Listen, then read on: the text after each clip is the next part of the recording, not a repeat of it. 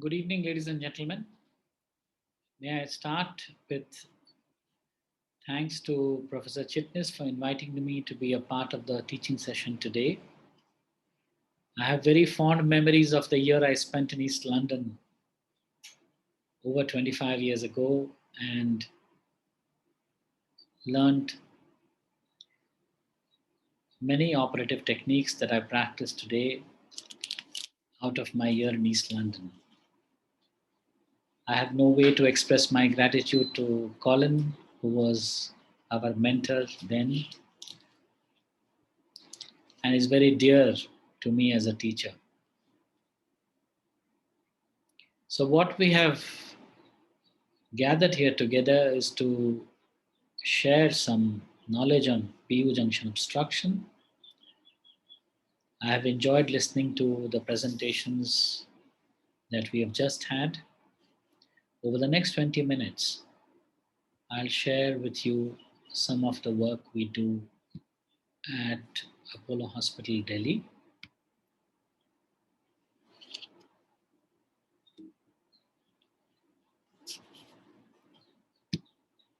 So, our journey in minimal access surgery really started with general work in 2004 after I spent a 1 year sabbatical at Chinese University of Hong Kong and very gradually built the minimally invasive program, stepping up our surgical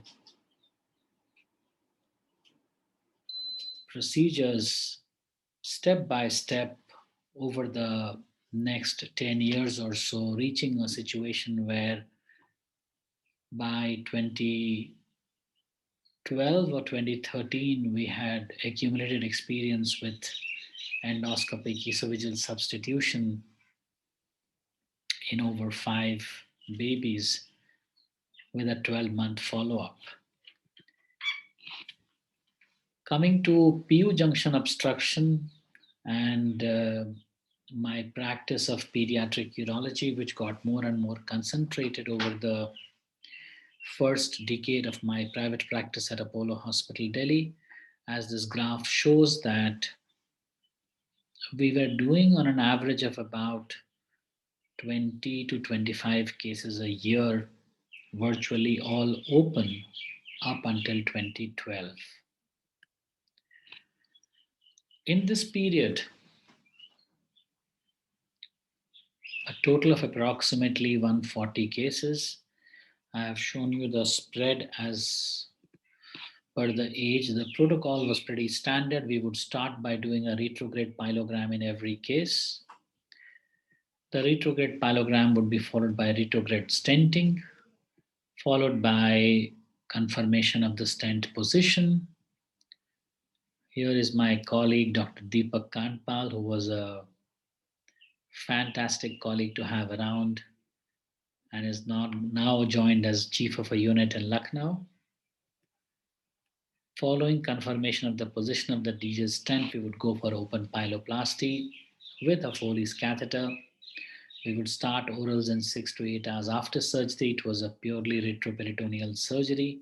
Catheter would come out on the first day of surgery, drain out on second, and most babies would return home by third day, followed by an ultrasound 6 weeks later, which would be the time to do cystoscopy and stent removal. This remained pretty much our practice for the first decade between 2014, 2003, 4 to 2013. The pre-operative retrograde pyelogram, which was a practice passed over from Bernie Churchill in Toronto to my first boss in urology, Sean Corkery at Birmingham, is a practice which is not universal, but was one recommended by Hardy Hendren and has kept me away from any unfortunate experience or unknown anatomical facts. For example, a combination of PUJ and VUJ is very difficult to diagnose preoperatively, but on a RGP you can demonstrate it as shown in the picture. Sometimes a very long atretic ureter may be a surprise, necessitating a difficult surgery. that can be picked up on a preoperative PUJ, and rarely a duplex anomaly with PUJ may get missed on ultrasound and DTPA combination alone, unless you are doing a CT urography on all children, which we don't do. So, following this protocol in the years between 2003 and 2012, in our first 140-42 cases, we virtually saw a complication free decade with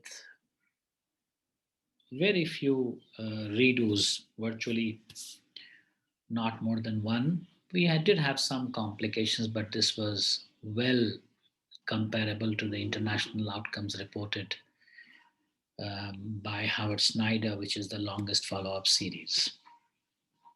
So, what has changed in the decade between 2010 and 2020? Serial pelvic AP diameter has emerged as the single most reliable investigation in the diagnosis of PU junction obstruction. Second, preoperative IVP, which had almost gone out of fashion completely, seems to be making a small comeback in the United States. And intraoperative retrograde pyogram is definitely becoming more and more popular. The role of a pylostomy for huge PUJ in newborn as a tubeless diversion is not reported, but we have used in a few newborns with excellent outcome. Preoperative DJ stent is almost now a universal practice, even in those units which were very certain about not using a DJ stent. Lap vascular hitch for anterior crossing vessel made appearance for a while, but the true position of this is still has to be shown. Laparoscopic pyeloplasty made serious inroads, but the penetration of this surgery remained limited to a few centers, and now robotic pyeloplasty is becoming more and more popular in selected centers. Post-operative follow-up has got more and more defined by serial ultrasounds alone, and if on post-operative ultrasound you can demonstrate a significant reduction in the pelvis, there is no need to do further follow-up with DTPA studies. There is a limited role of endopylotomy, and sometimes persistent PUJ dilatation can be managed with endopylotomy. There is a definite role for long-term DJ stent and redupyloplasty in the surgery of PUJ. I will show you some of the applications of what I have said. Look at the laparoscopic pyeloplasty in my hands in the 19th case, 2003, when robotic pyeloplasty had just arrived. So we had almost acquired the operating skill to do laparoscopic pyeloplasty confidently in older children by the time we got access to the robotic platform. While the left side is the 19th or the 20th case, the right side is the first robotic case. And as you can see, that in the first robotic case itself, the operating technique, the operating confidence is almost as good as the 20th laparoscopic case. Is it worth the trouble learning robotic surgery or trying to access robotic surgery for your unit? 100% yes. I have shown you a pyeloplasty on the left. Look at the child 12 hours after pyeloplasty. Can you hope to see this after laparoscopic pyeloplasty? No chance. Okay, how firm is the data for PU junction obstruction and MIS? We looked at the data published in the first decade between 2005 to 2012-13. At the time, we were thinking whether to do a track change or no.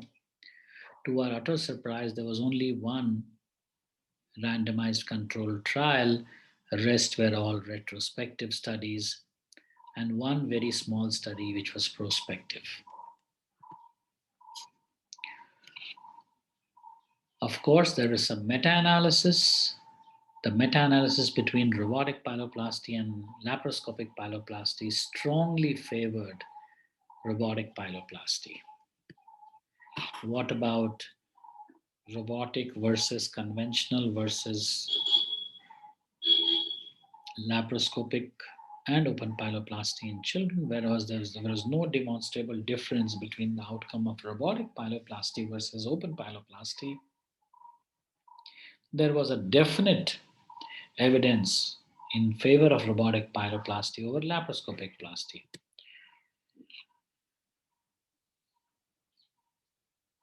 You can also see the difference between the way surgery has moved in the United States. On the graph that is shown to you on one side between 2003 to 2015, you can see that the penetration of laparoscopic pyeloplasty, which is shown in the brick red color, has hardly progressed.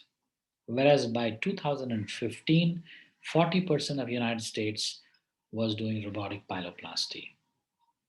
So you can, if you compare the progression of the green segment of the graph shown versus the brick red segment, you can see that the brick red segment in the first graph has almost got no progression over the years. So in the United States today, it's primarily open pyeloplasty and robotic pyeloplasty. Laparoscopic pyeloplasty forms less than 10% of the population. What about in our own center? You can see how things have changed. Laparoscopic pyeloplasty had just begun to arrive, and we had begun to do a sizable number by 2012, but it has had a natural death because now we would either do a robotic pyeloplasty or open and rarely consider laparoscopic pyeloplasty. How many do we do? Our total robotic numbers are very small, about 70 a year. It had reached about 75, 78 a year in the year 2019 when COVID came over India.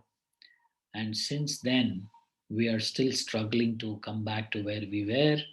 But at all times, it remained more than the average hospital in the United States. What is the proportion of pediatric urology cases in our institution? It is 26% of the total robotic work done in our hospital compared to 3.5% University of Chicago.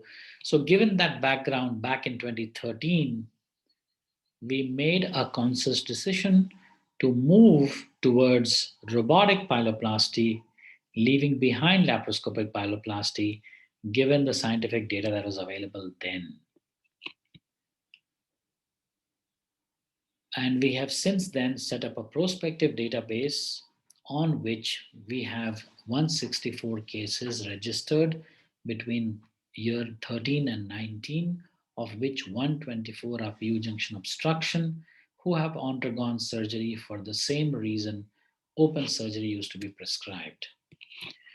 The objective of the study was to prospective study 100 consecutive cases with minimum follow-up of 6 months and compare the outcome of robotic versus open pyeloplasty in our hospital in our hands. Our outcome measures were ultrasound, RGP, and DTPA.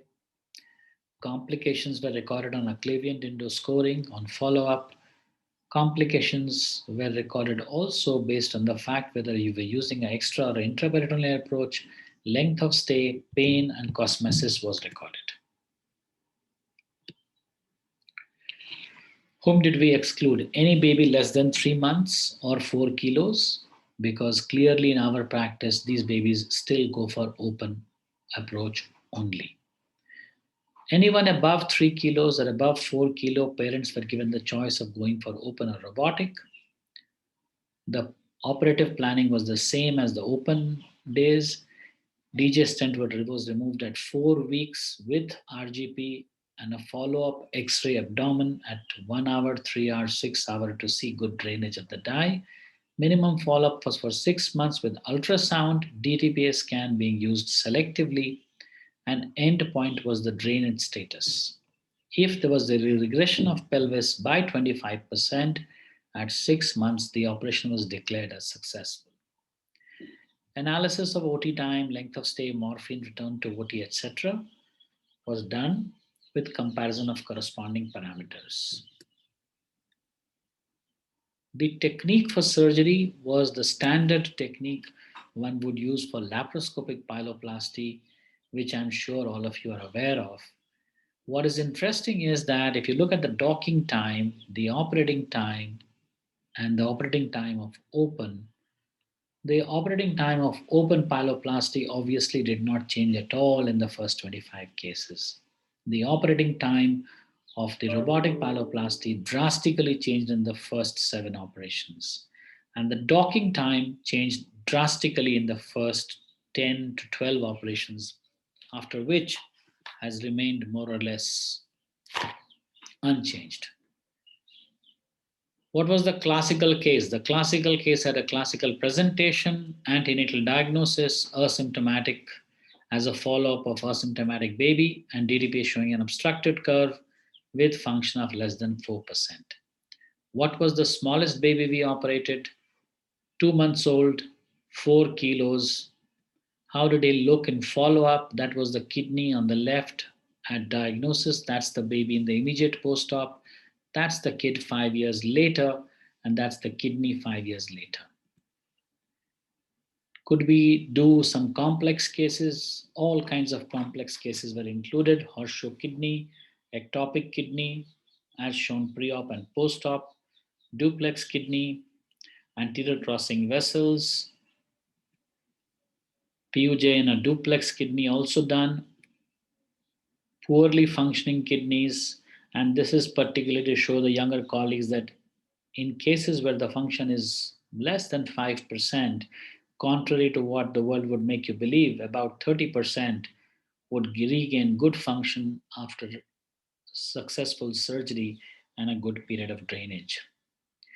Did we have complications? The first 25 cases were horrendous because we started seeing complications we had never seen before: intraoperative, postoperative intraperitoneal urine leak, stricture formation, recurrent PU junction obstructions. Here was a particularly distressing case, seventh kid or maybe fourth kid in the operating experience, who had a full-blown PUJ post-surgery, ran into trouble, repeated attacks of UTI with a dilated PU junction, with dilated kidney. That is the IVP picture confirming persistent PU junction obstruction. That is the RGP showing complete stricture in the area of PUJ. But you can never believe the RGP picture unless you do a ureterinoscopy. So we did a ureterinoscopy, a flexible one, in about 4 months post surgery, and see what you find as the scope reaches the PUJ in the post operative period. What has developed is a stricture there with thick synecdoche, and this is definitely a post operative complication. If we had extensive experience with endopylotomy, maybe I would have dared to do an endopylotomy here, but after repeated attempts, one could make confirm that this was a full-blown case of PUJ stricture. So I had to redo an open pyeloplasty following failure of a robotic pyeloplasty. Following a redo open pyeloplasty, things improved, and that's the kidney appearance post-op after open redo pyeloplasty. This is another interesting child who was a 9-year-old with left PU junction obstruction, renal pelvis of 40 millimeter, DTP obstructive curve, symptomatic, robotic pyeloplasty done, stent removal at 4 weeks. That is how the pelvis looked immediately after removal of the stent. But within 4 months, the pelvis again started dilating. So I thought, oh God, yet another open redo. But on a retrograde pyelogram on ureterinoscopy, the PUJ was completely open, so we left a long-term indwelling stent, and post-operatively, he's now nearly 4 years follow-up with no problem whatsoever. What about the modification, the port placement? The picture on the left shows the conventional port placement, camera and 2 working ports. We have modified that after a publication by Hong et al. On Hyde's technique, where the trocar placement for pediatric pyeloplasty is done in the suprapubic line. The working ports are umbilicus and the right iliac fossa, the instrument port, and the camera comes in the suprapubic and left iliac fossa. Look at the cosmetic outcome, it's brilliant. That's the modified approach to doing a Hyde's pyeloplasty. That is just to show you the proportion of robotic to open. So in our trial, which is still ongoing, we have open 85 cases and robotic 124 cases. We have not yet hit 185, 100 open cases to make the comparison. This is just to show you the distribution of the kinds of POJ and to show you that the comparison is reasonable. So when you look at the complications in the robotic arm versus the open arm, we have had 5 complications in the robotic arm in the first 100 versus none in the 85 done on the open arm.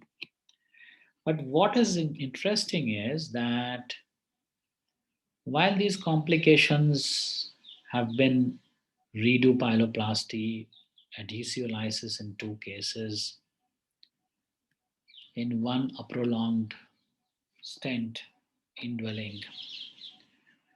When you will see the complications, they are pretty comparable to the reports from other centers. And our series is much larger than what the others have published, but those were published a while ago. This chart is of interest to those who are in training that the major complications have happened in the first 25 cases, after which pretty much we've had a complication free run, which is easily comparable to the open technique. So if you were to compare the 101 case to 200 cases, or leave aside the first 25 case, then you will be able to find a comparison which is very real with all the benefits of minimally invasive for robotic surgery. What about heights per conventional port versus conventional port? Virtually no difference in the outcome with excellent result. So to summarize, we have about 340 cases of robotic urology by the year 2019, of which the major contribution is from pyeloplasty and ureteric reimplantation. And I've shown you the various aspects of robotic pyeloplasty. So what can we learn in conclusion? After the first 25 cases, the outcome of robotic pyeloplasty is comparable to the open approach. Robotic approach has a significantly shorter learning curve and operating time with hardly any conversion compared to laparoscopic. This difference may be less in older children. In our experience of over 350 pyeloplasties for PUJ with very close follow-up over long term, we continue to do open pyeloplasty as a surgery of choice for babies less than 3 months or less than 4 kilos. The rest undergo robotic or open surgery depending on parents' preference. Laparoscopic is an equally good option for over 2 years or 10 kilos and has favorable outcomes after a retrograde pyelogram. Thank you for this opportunity, and thank you, Professor Chitnis, for asking me to come and join your meeting once again. Thank you.